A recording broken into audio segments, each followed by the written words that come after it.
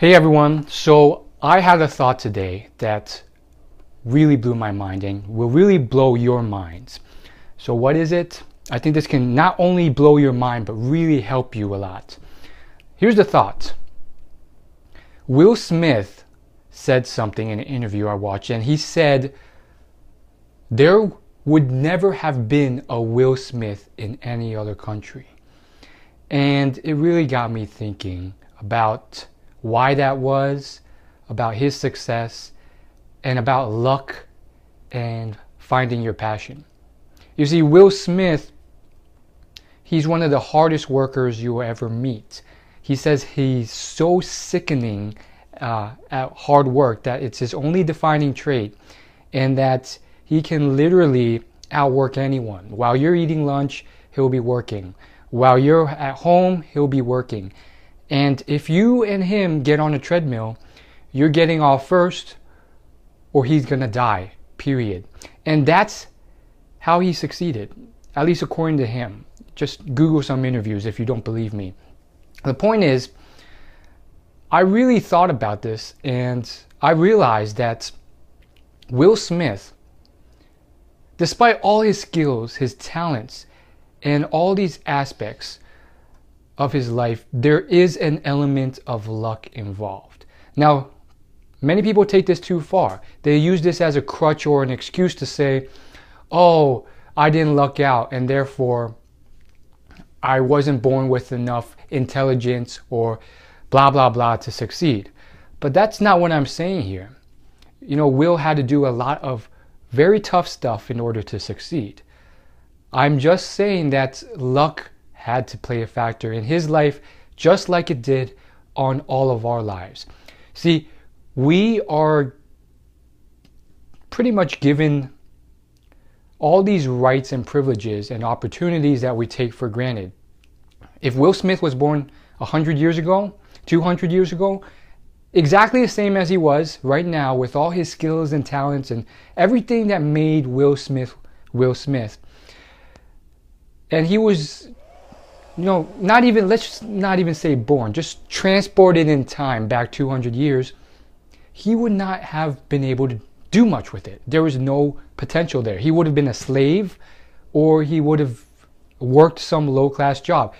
It was just not a time where his ethnicity was acknowledged as being able to do any of this stuff. And no matter how talented he was, there's just too much prejudice and slavery and segregation and all these other things going on that would have prevented him from reaching his potential. It reminds me of another quote by Warren Buffett. He says he visited China and he visited one of these Chinese factories. And this was a time where China wasn't as commercialized as it was now. And he looked across thousands of faces, and here's what he said. He said, how many Bill Gateses are working in that field? And his point was that unfortunately a lot of economies kind of cap their potential without knowing so. And he was pretty much saying that maybe there was someone out of those 1,000 people who had all this potential to change the world, do all the things that Bill Gates did and more, but could not do it because their economy and their system was not one that allowed for a business to thrive or a person to explore those places and become who they were wired to be. And when you look at our society, it's still like this in a lot of countries. And we, just to have the opportunity to pursue what we want, we take that for granted. And it's tough when if you haven't succeeded yet. It's tough when, you have that opportunity and you're trying things and it's not working. But still, at the end of the day, just having that opportunity is incredible, because most people, even to this day, across many other countries, they don't have that opportunity. You're fixed with only a few choices for your jobs, And on top of that, the whole world's stacked against you. You can't get an education. And I mean, it kind of sucks. So I think that is something that's slowly we're starting to realize and change. There's a lot of incredibly large organizations like Bill Gates, the Bill and Melinda Gates Foundation, who are pretty much looking to even up the playing field. Of course, we're making great strides with female equality and so much more, but there's still a lot of stuff that prevents that from occurring, inequality and so forth. So it's interesting seeing that, and I think, you know, another part of that is just realizing why this matters so much. And let me just imagine for a second that I'm talking to someone who is pretty much a millennial, and he's kind of taking this for granted, and he can't really understand why anyone would really care about, oh, we have the rights and other people don't. He knows it on a superficial level, but at the same time, he really can't truly appreciate it. My goal is to try and break this down for you. I think the biggest thing is that, yes, just because we're given these opportunities, that doesn't mean we'll become rich or famous or successful or whatever you're pursuing. It just means we're given the right. And I can understand definitely how it can be tough to really accept that or really appreciate it, because you still have to work hard. You still, just because you're given the opportunity, you're still competing with all these other people with this opportunity, and it can get frustrating when you're not moving forward. But look at this. Look at Oprah Winfrey. If she was born any other time, even like 5 years earlier, she would not be a African-American female billionaire talk show host, celebrity extraordinaire. And she was, because she was born in the right time and place, and she had the skills and ability necessary. If she was born earlier, she would have been segregated, discriminated. Very similar to Will Smith. And it's not like I'm singling out one ethnicity. I mean, this happens all the time. It's still happening to this day. And I'll get to my point real quick. But just another example from another group. If I was born as a Jew during the Holocaust, that would have been it for me. There was no potential there. There was no possibility that I could have achieved anything, because everything, the whole system was stacked against any possible potential playing out. You were shipped to a concentration camp, starved, and then killed. And if you were lucky, you survived. But by that time, you know, you're malnourished and you're 20 years older. Your whole life is, you know, behind you. It's a tough life. And this has existed from the beginning of time until now. So it's really crazy when I think about that. And basically, the reason why you should appreciate it is because it really, it's something that really opens up the doors. And just having the chance to have a much better life compared to some of these people who had just, by definition, by the moment they were born, they were screwed. That really makes a huge difference. So now let's move on. Hopefully I convinced you. If not, sorry, that's the best I could do. Now let's move on to even more important and interesting topics. So now let's kind of discuss this whole thing about what we can do about this and why it matters. As far as this whole potential unleashing thing, I think certain countries like the US have started to move towards the right direction. I don't think they're perfect yet, because like Warren Buffett said, half of the country's potential has only been recently unleashed. And he's pretty much talking about females. There's, up until like very, very, very recently, there's still been a lot of inequality, bias. I mean, actresses and other high-level executives are still fighting to get equal pay compared to their male counterparts, even to this day. So there's a lot going on. Of course, there's the movement Lean In, which is pretty much the movement started by Facebook founder Sheryl Sandberg on pretty much female equality, and they're making great strides. But I think the point is that there's still a lot of progress to be done, not just in terms of like broad things. I think that's been maybe over focused on a bit, like equality and so forth. But I think there's a whole heap of potential that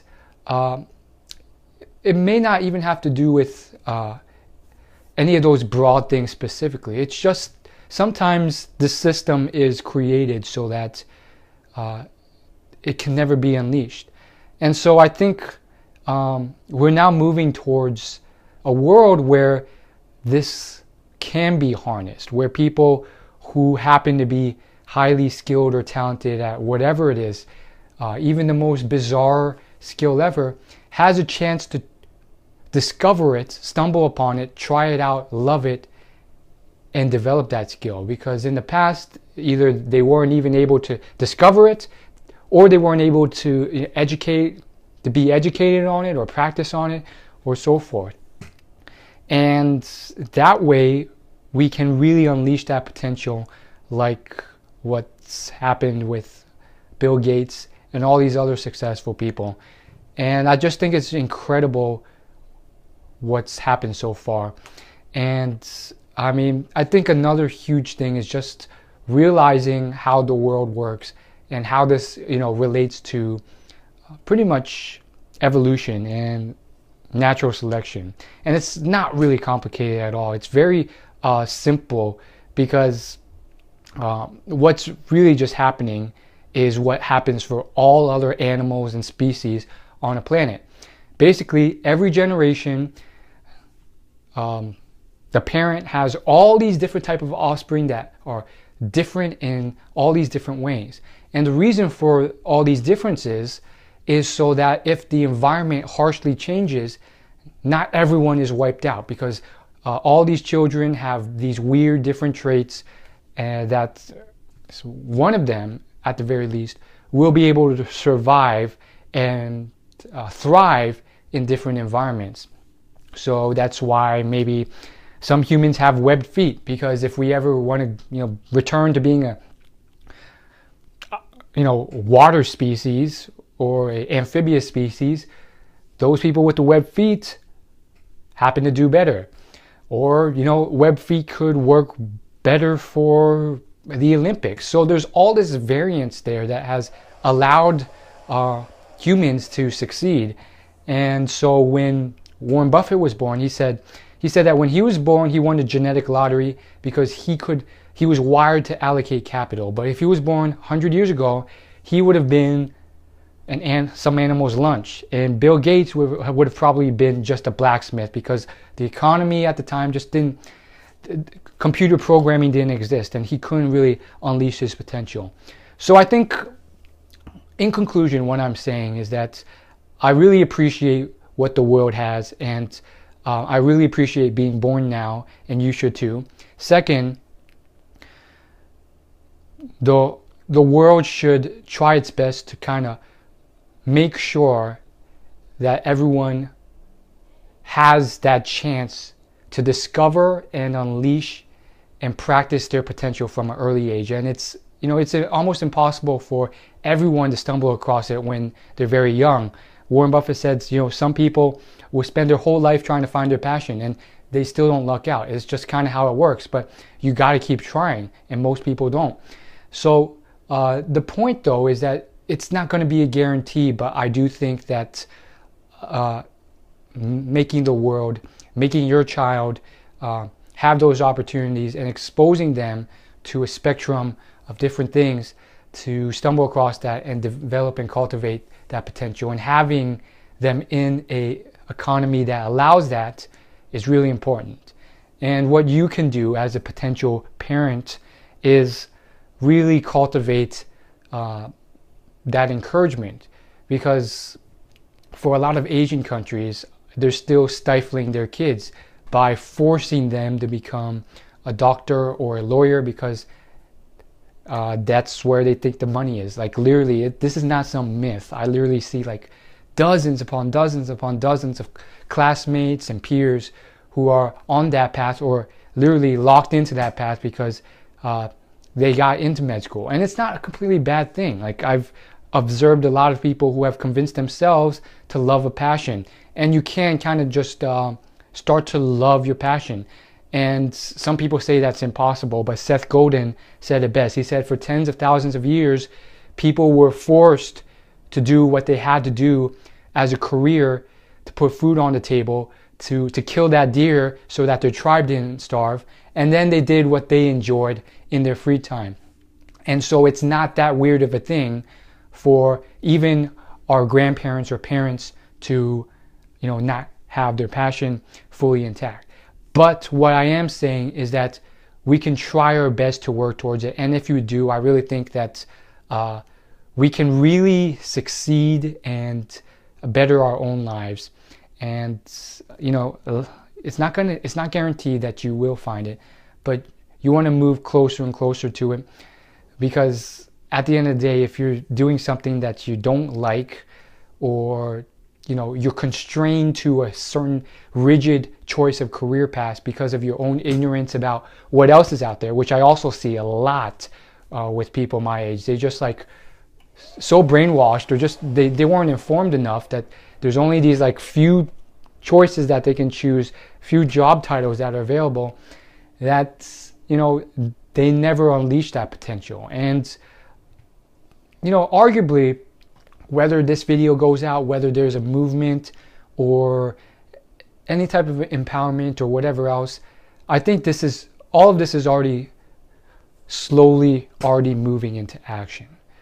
There are, even Asian Americans and Indian Americans who have quit the traditional path and become successful actors, actresses, and musicians in Hollywood. There's Arden Cho, I believe, Elliot Chang, a bunch of others. The guy from The Hangover, you know him, Dr. Ken. So it is very interesting seeing all these things develop. And I think a lot of these things are naturally developing. Families and parents are moving to better places, like mine did, like maybe yours did, to get into a better economy. Will Smith did a movie recently, and in the movie he took a quote from the real life actor that he was portraying, and the actor pretty much said, when I was a kid, this was where heaven was, and this was where America was. And what he was pretty much saying is that America was like the holy land to people in Africa, because you could be anything, do anything. The sky was the limit. And a lot of countries didn't have that, and they still don't have that. So I just think that blows your mind. And I think naturally, economies are going to start to like take notice of this, and hopefully adopt some of it, which I think is already happening. Again, I'm not an economist at all, but it's very interesting, and it's a great reminder to appreciate life.